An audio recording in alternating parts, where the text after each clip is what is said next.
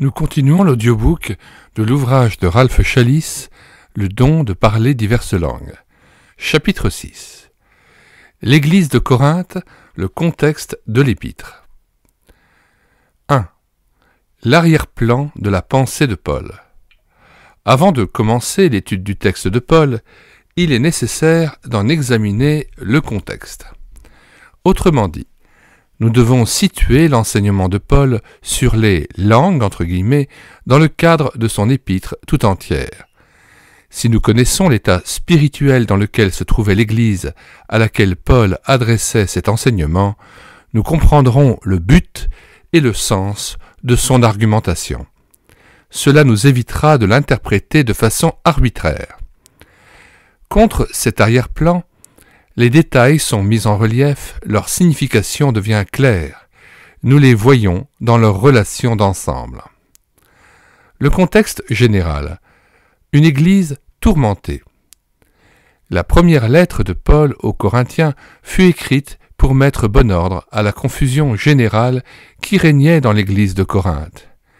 Il y traite successivement non moins de 12 problèmes et dans chaque cas, il reproche aux Corinthiens de graves fautes. Il condamne le désordre qui en résulte et apporte un enseignement positif et constructif. Cette Église était si dure d'oreille que, même dans sa deuxième lettre, écrite 2 ou 3 ans plus tard, Paul lui reproche toujours une attitude et des pratiques charnelles. On sent qu'il écrivait ces 2 épîtres les larmes aux yeux, le cœur serré. Premièrement, il condamne d'abord les divisions, fruits amers d'un zèle excessif, les partis pris qui dressaient les croyants les uns contre les autres. Christ est-il divisé ? Demande-t-il. Il leur rappelle les privations et les humiliations qu'il avait lui-même subies et les sacrifices qu'il avait faits, afin de les gagner à Christ. 1 Corinthiens 1, versets 10 à 16, 1 Corinthiens 3, versets 1 à 15, 1 Corinthiens 4, versets 1 à 24, 2 Corinthiens 12, versets 20 à 21. Deuxièmement, Paul insiste ensuite sur la futilité de leur attachement aux philosophies humaines en leur démontrant que l'Esprit de Dieu cherche à nous communiquer par l'Écriture la vraie philosophie de Christ. Il leur reproche une recherche du spectaculaire qui les amenait à exalter les rhétoriciens et les éminences grises entre guillemets qui s'étaient introduits dans l'Église après son départ. 1 Corinthiens 1, verset 17, jusque 1 Corinthiens 2, verset 16, 1 Corinthiens 3, versets 16 à 23, 1 Corinthiens 4, versets 6 à 15, 2 Corinthiens 10, verset 1, jusque 2 Corinthiens 11, verset 15.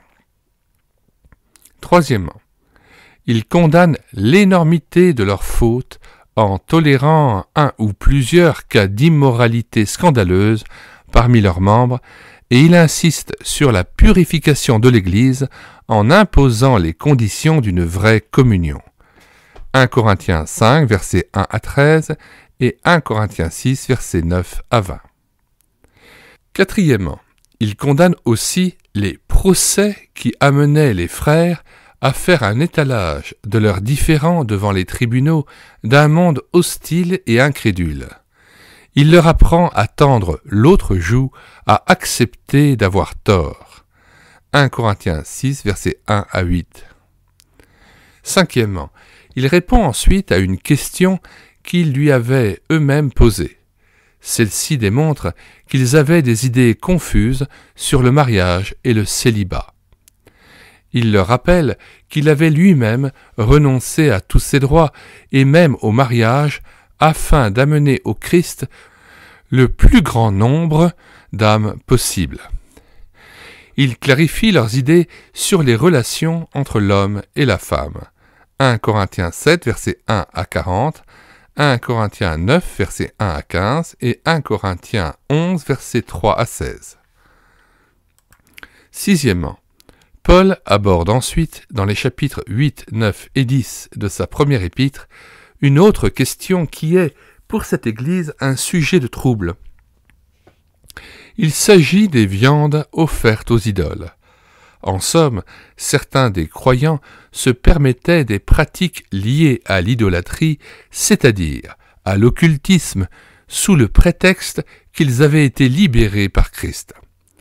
Cette attitude les amenait à se mettre sous un joug étranger avec des infidèles. Paul démolit cet esprit de complaisance. « Je ne veux pas que vous soyez en communion avec des démons, dit-il. » Quel accord y a-t-il entre Christ et Bélial? Et il ajoute « Ne touchez pas à ce qui est impur. » 1 Corinthiens 8, verset 1, jusque 1 Corinthiens 11, verset 1. Et en particulier 1 Corinthiens 10, versets 14 à 22. De même de Corinthiens 6, versets 11 à 17. Septièmement, l'erreur et la confusion dans cette Église allaient jusqu'à mettre en doute la résurrection. La philosophie grecque, surtout le néo-platonisme, qui était à la mode, s'accordait mal avec la simplicité lumineuse de l'Évangile. Certains membres de l'Église pensaient que la conception d'une résurrection corporelle n'était pas digne de l'Évangile. Ils se considéraient trop spirituels pour y croire. La réplique de Paul est foudroyante. « Soyez logiques, leur dit-il, si les morts ne ressuscitent pas, si en fait la résurrection n'est qu'une façon de penser ou un événement purement spirituel entre guillemets, alors Christ non plus n'est pas ressuscité. Notre foi est vaine, nous sommes les plus misérables des hommes. Nous sommes tous perdus, nous sommes fous et même de faux témoins. » Le chapitre 15, dans lequel Paul développe son argument sur la résurrection, est l'un des plus riches trésors de la littérature du monde et de notre foi. Le contexte immédiat, le fonctionnement de l'Assemblée. Dans les chapitres 11, 12, 13 et 14 de sa première épître, Paul s'occupe des divers aspects du fonctionnement de l'Église locale et en particulier du déroulement de ses rassemblements. Tout le long de ces 4 chapitres, Paul n'a en vue qu'une chose, l'Assemblée. Les détails de son enseignement, y compris son argumentation au sujet du « parler en langue » entre guillemets, doivent être compris sous cette optique.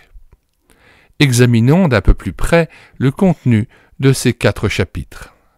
Huitièmement, voici donc la 8e erreur des chrétiens de Corinthe. Paul découvre chez eux une confusion spirituelle quant au rôle et à la tenue de la femme dans les réunions. 1 Corinthiens 11, versets 2 à 16. Avec 5 arguments puissants, Paul apporte un enseignement qui règle ce problème qu'il reprend momentanément au chapitre 14, versets 33 à 35. Neuvièmement, de plus, il y avait à Corinthe un désordre choquant dans le déroulement de la Sainte Seine, à tel point que quelques-uns se saoulaient à la table du Seigneur.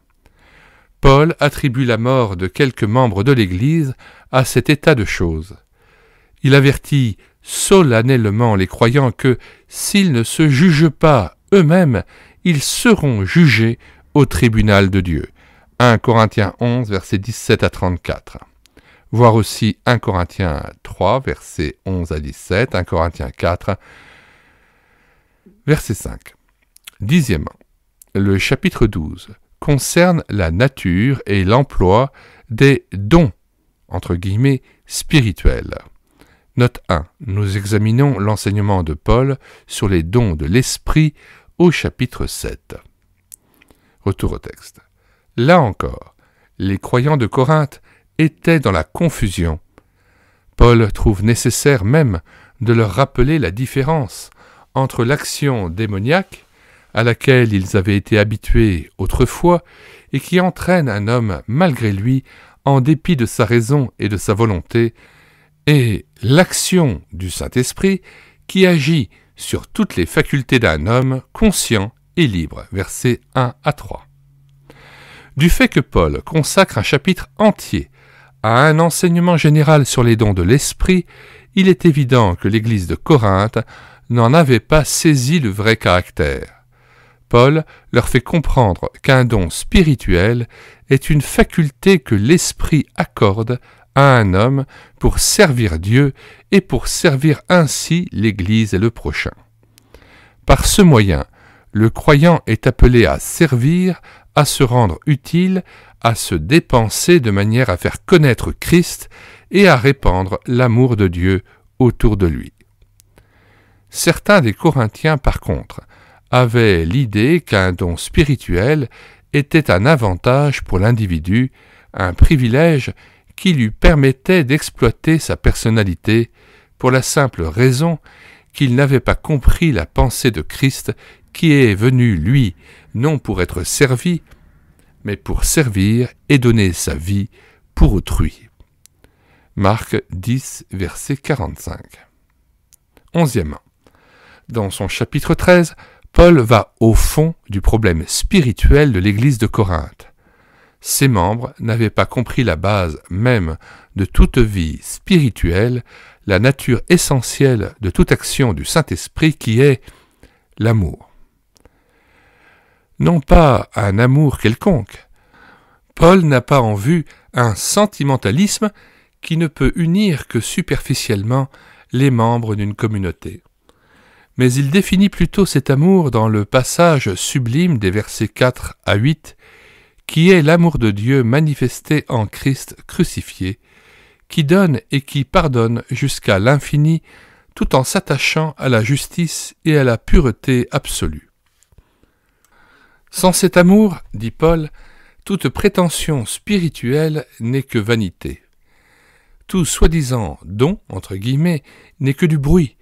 Tout soi-disant acte de puissance ou de sacrifice est inutile aux yeux de Dieu. 1 Corinthiens 13, versets 1 à 3. Quel enseignement percutant! La raison des querelles, des procès, des partis pris, du désordre, du manque de respect pour Dieu et pour le prochain dans l'Église de Corinthe était tout simplement l'absence de ce mobile divin indispensable, cet amour qui est le fruit même du Saint-Esprit. Galates 5, verset 22. Et si le fruit manquait, cela signifiait pour Paul l'absence également de celui qui en est la source, l'Esprit lui-même.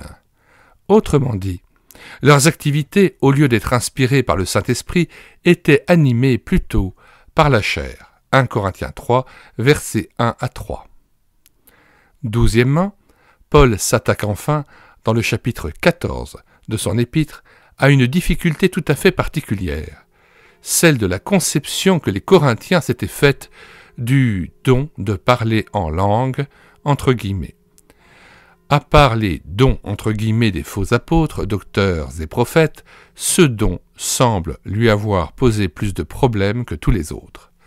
Paul juge nécessaire de consacrer un long chapitre à cette question. Un peu plus loin, nous analyserons ce texte de la façon la plus détaillée. L'Église de Corinthe, 2 ans plus tard. La deuxième lettre de Paul à Corinthe, écrite 2 ou 3 ans plus tard, montre que cette Église était toujours dans un état maladif, malgré tous les enseignements, les larmes, les exhortations et les prières de l'apôtre. Les croyants avaient pris à cœur, c'est vrai, l'un des reproches qui leur avait été fait dans sa première lettre, car ils avaient discipliné et exclu de l'assemblée l'homme qui cohabitait avec la femme de son père, avec l'heureuse conséquence qu'il s'était repenti et avait abandonné son péché. 2 Corinthiens 2, versets 5 à 11. Pourtant, le reste de l'épître révèle que l'Église était tout le contraire d'un modèle pour nous. Paul est même contraint de l'exhorter à ne pas recevoir la grâce de Dieu en vain, ni à s'associer aux infidèles. 2 Corinthiens 6, versets 1 à 18. Il est chagriné d'apprendre qu'elle le traitait, lui, son fondateur, d'étranger ayant besoin de lettres de recommandation pour y être admis. 2 Corinthiens 3, versets 1 à 3. Il est outré de la manière dont l'Église de Corinthe recevait et écoutait avec appréciation des hommes que Paul appelle catégoriquement des faux apôtres, qui apportaient un autre Jésus et un autre esprit. Ce sont, dit-il, des ouvriers trompeurs, déguisés en apôtres de Christ. Il les appelle « ministres de Satan », entre guillemets, des gens arrogants qui asservissaient et dévoraient l'Église. Note 4, 2 Corinthiens 11, versets 3 à 4, verset 13, versets 19 à 20. Paul se voit obligé, à contre-cœur, de défendre son propre apostolat aux yeux de ces enfants, entre guillemets, de Corinthe, pour qui il avait tant peiné. 2 Corinthiens 10, versets 13 et 16. 4 fois dans ces 2 épîtres, Paul révèle l'immensité de ses propres souffrances.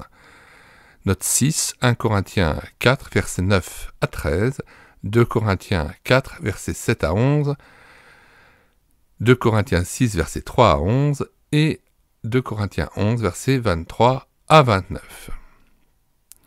Et malgré cela, il le tenait pour méprisable. Note 7, 2 Corinthiens 10, verset 10. Paul termine sa lettre en disant « Je crains de ne pas vous trouver à mon arrivée tel que je voudrais.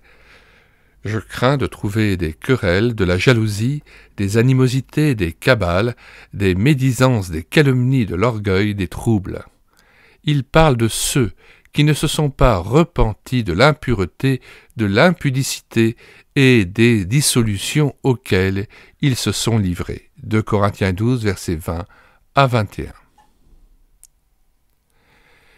Corinthe, église pilote? Décidément, le portrait que Dieu nous trace de cette église fait plus peur que pitié. Une chose est indéniable, Corinthe n'est pas une église à imiter. C'est contre cet arrière-plan que l'apôtre Paul examine la question qui le préoccupe dans le chapitre 14 de sa première lettre, celle des langues entre guillemets telles que les chrétiens de Corinthe les concevaient et les pratiquaient.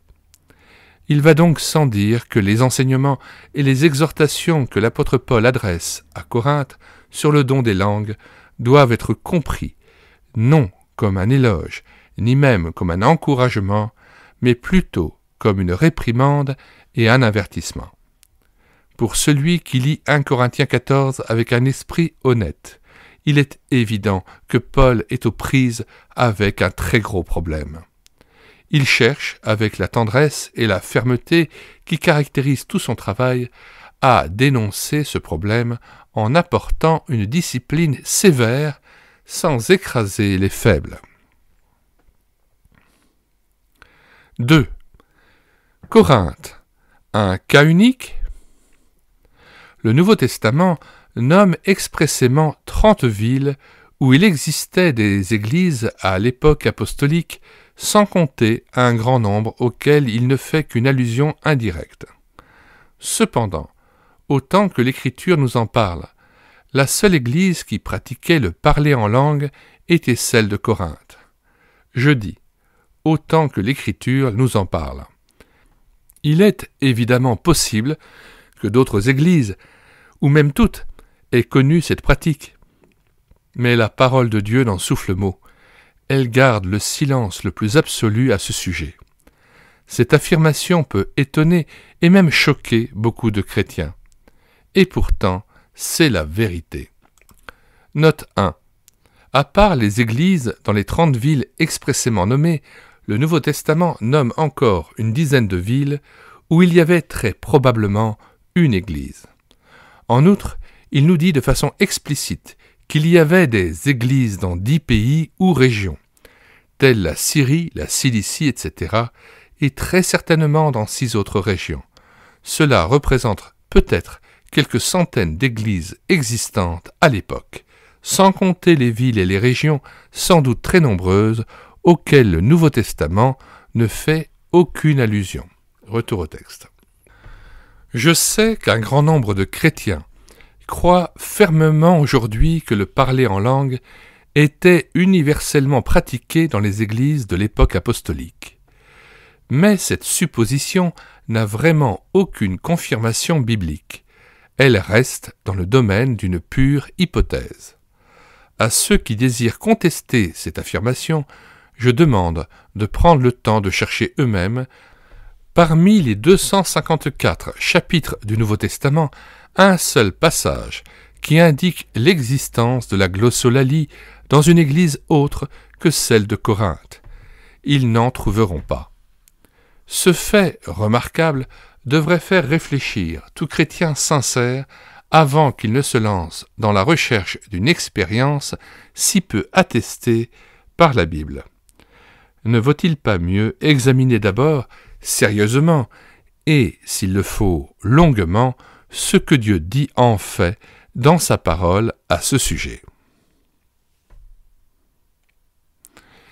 Mais alors, Jérusalem, Césarée, Éphèse. Ah oui, j'entends mon frère qui s'interpose en me rappelant que le « parler en langue » entre guillemets a eu lieu à Jérusalem, acte 2, à Césarée, acte 10, et à Éphèse, acte 19. Alors, je me trompe? Non, je ne me trompe pas, car, chose qui semble échapper à l'attention de presque tout le monde, l'église de Jérusalem n'était pas encore fondée lorsque les langues du chapitre 2 des Actes eurent lieu. Elle est née en tant qu'église seulement après l'expérience des langues miraculeuses. Il en est de même pour Césarée, acte 10, et Éphèse, acte 19. L'Église n'existait pas encore dans ces trois villes lorsque l'Esprit s'est exprimé en langue. Ce phénomène a eu lieu chaque fois avant qu'elle ne soit fondée. C'est également un fait que, dans aucun de ces trois cas, comme nous l'avons dit, le texte biblique ne fait la moindre allusion à une répétition du phénomène. Dire que l'Église de Jérusalem, ou que celle de Césarée et d'Éphèse, ont continué par la suite à pratiquer le parler en langue est une pure invention. Je ne dis pas que ces églises-là ne l'aient pas pratiquée ou qu'elles n'aient jamais répété l'expérience. J'affirme seulement que la parole de Dieu n'en dit absolument rien. Notons en passant que le chapitre 2 des Actes ne fournit aucune évidence non plus que les 3000 convertis ce jour-là aient parlé entre guillemets en langue, ni initialement, ni par la suite. Le texte dit que ceux qui reçurent de bon cœur la parole furent baptisés entre guillemets, qu'ils persévéraient dans l'enseignement des apôtres, dans la communion fraternelle, dans la fraction du pain et dans les prières. Mais pourquoi n'ajoute-t-il pas qu'ils ont parlé en langue entre guillemets ce jour-là, ou qu'ils ont maintenu la pratique si cette activité est, comme certains voudraient nous le faire croire, d'une importance primordiale? Si Dieu l'omet de ce texte, qui est en fait la clé entre guillemets de la compréhension du sujet, n'est-ce pas pour nous enseigner que le parler en langue entre guillemets ne fait pas essentiellement partie du salut ni de la croissance spirituelle? Quelqu'un, je le sais, me confrontera au chapitre 8 et 9 des Actes. Mais, comme je l'ai déjà signalé, le parler en langue n'est même pas mentionné dans ces deux passages et, rappelons-le, en passant, le baptême de l'Esprit non plus. Inutile donc de vouloir fonder une doctrine relative aux langues sur ces deux passages. Il est donc évident que personne ne peut honnêtement évoquer les trois cas de langue miraculeuse dans les Actes comme preuve ou même comme indication que ces trois églises cultivaient le parler en langue. Autant que le texte sacré nous le dise, il n'y a eu qu'un seul cas du phénomène dans chacun des trois endroits cités, et celle-ci a été chaque fois revêtue d'un caractère unique et purement initial. Pourquoi ce grand silence? Non seulement cela, mais il y a également une absence totale d'allusion au parler en langue entre guillemets dans les enseignements de Christ, à part l'unique et courte phrase dans Matthieu 16, verset 17, qui n'apparaît pas dans certains manuscrits du Nouveau Testament. Cela est vraiment surprenant si les langues sont si importantes. Il y a également une absence totale d'allusion au parler en langue, et celle-ci est encore plus surprenante dans les écrits apostoliques. Rappelons que Paul est le seul apôtre à en parler, et il ne le fait qu'une seule fois dans sa première lettre aux Corinthiens. Pourquoi l'apôtre Pierre, dans ses épîtres, n'a-t-il absolument rien à nous dire sur cette question, lui qui fut le porte-parole de Dieu lors des deux occasions principales des actes où le phénomène eut lieu, à Jérusalem et à Césarée? Pourquoi Jacques, Jean, Jude ou l'auteur de l'Épître aux Hébreux ne font-ils pas la moindre allusion aux langues dans leurs écrits? Luc, dans les Actes, ne dit rien non plus d'une « pratique » entre guillemets de la glossolalie. Il ne rapporte que le phénomène initial au chapitre 2, 10 et 19. Le passage de Paul dans sa lettre aux Corinthiens est donc le seul document du Nouveau Testament sur lequel on peut chercher à fonder une doctrine sur la pratique du parler en langue entre guillemets. Ce silence serait tout à fait incompréhensible si, en réalité, la glossolalie était cultivée universellement dans les églises primitives et encore plus si elle était considérée par les apôtres comme indispensable au développement de la vie spirituelle. Si la glossolalie était en fait aussi importante que cela, le Nouveau Testament contiendrait sûrement un peu partout des allusions, des exhortations, des précisions et des promesses à ce propos. Nous entendrions Paul dire aux églises de Galatie, de Colosse, de Macédoine, de Rome « Il faut parler en langue. N'oubliez pas de parler en langue. Rappelez-leur de parler en langue. » Et ainsi de suite. Pourtant, Paul ne dit rien de la sorte. Au contraire, à l'église de Corinthe, qui, elle, pratiquait la glossolalie, il lui reproche d'être particulièrement charnelle. Le Nouveau Testament contient un très grand nombre de passages concernant les questions de base, comme la prière, l'amour fraternel, la pureté sexuelle, la persévérance, les multiples dangers du péché, le retour de Christ, pour n'en citer que quelques-uns. Pourquoi, si la glossolalie est en réalité fondamentale, la voyons-nous reléguée, pour ainsi dire, au grenier, entre guillemets? Quel contraste entre l'optique de notre génération et celle des apôtres, celle de Dieu. On me répondra peut-être que ce n'est pas la répétition d'une vérité biblique qui en mesure forcément l'importance, ce qui est évidemment vrai. Par exemple, l'apôtre Paul ne mentionne la Sainte Seine qu'une fois dans ses épîtres. Cela signifierait-il qu'à ses yeux le repas du Seigneur n'a que peu d'intérêt? Aucunement, car dans le cas de la Sainte Seine, Christ nous a donné un commandement, faites ceci. Or, un seul commandement de Dieu suffit pour établir l'importance d'une doctrine. C'est sans doute la raison pour laquelle Paul se contente de rappeler aux Corinthiens les paroles de Christ à ce sujet.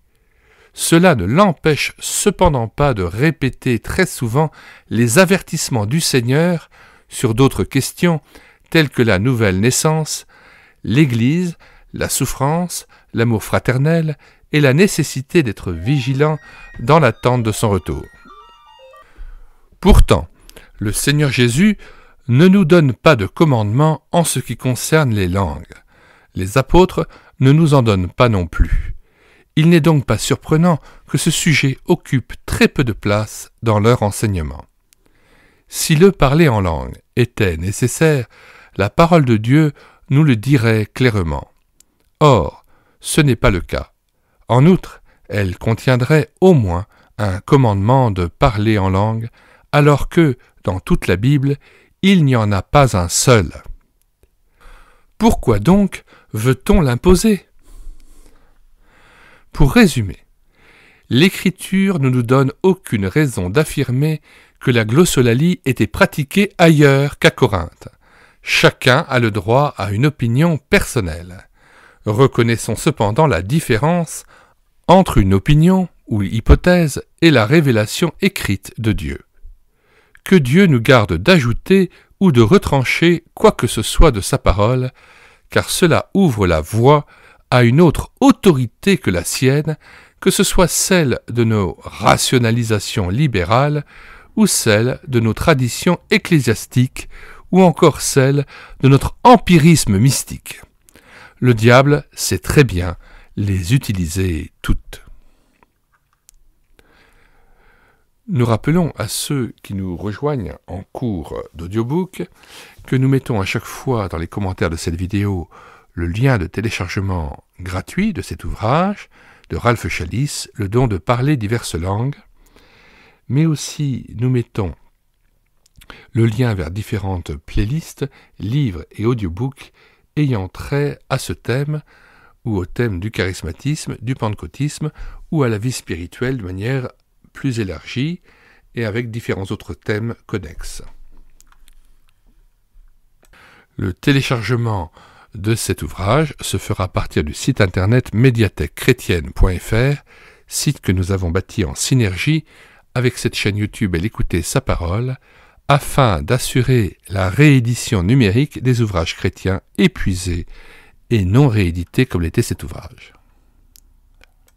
Nous vous invitons donc à vous rendre sur le site internet médiathèquechrétienne.fr, vous cliquez sur l'onglet « Livres à télécharger » et là vous faites une recherche par ordre alphabétique d'auteur.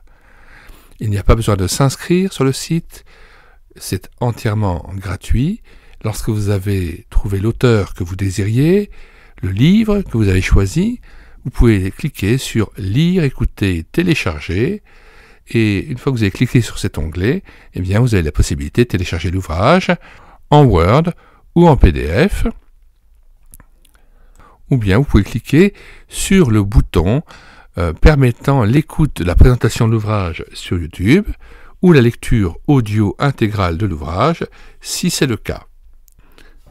Que le Seigneur nous bénisse dans le renouvellement de ce premier amour et dans le zèle et la consécration pour lui à son service.